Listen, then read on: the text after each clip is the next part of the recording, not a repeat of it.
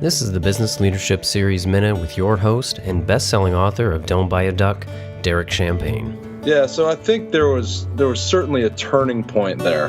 There was when I first believed that I had some strength in me or I had something to offer to the world, then I began to even step in that direction of thinking differently about life. And that was very helpful for overcoming my anxiety.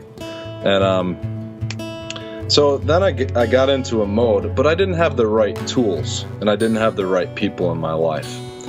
But I got into a mode of trying things and exploring and putting myself out there. And what that actually turned into was kind of a wild goose chase of looking for the right job for me. And you know, I went from job to job and I never really did find that thing that made me tick. I knew I had something deep down in me that I wanted to help other people see the confidence in themselves and help them come alive and become who they were made to be. I always had that desire in me, and I didn't know what to do with it. And then eventually, so I became a contractor, a residential contractor, and I did that for several years, and it went really well. It was a successful business, but I still had that longing and that desire to help other people and to really invest in other people, specifically men. And that's when I first met Dan Miller.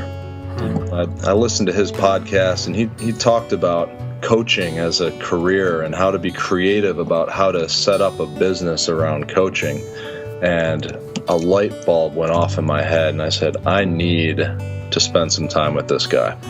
And so I went with a couple other friends down to one of his conferences, Coaching with Excellence, and I immediately signed up for his coaching mastery program and began to go through his training to become a coach. It's an amazing story. You went from being paralyzed with anxiety and fear of the public or a spotlight on you to having this very one-on-one or personal role of coaching others and helping them become leaders. I like learning from people that have actually been through some things and to have a good barometer of different things. So that's great that you have that, and that must be of great value to those that you coach.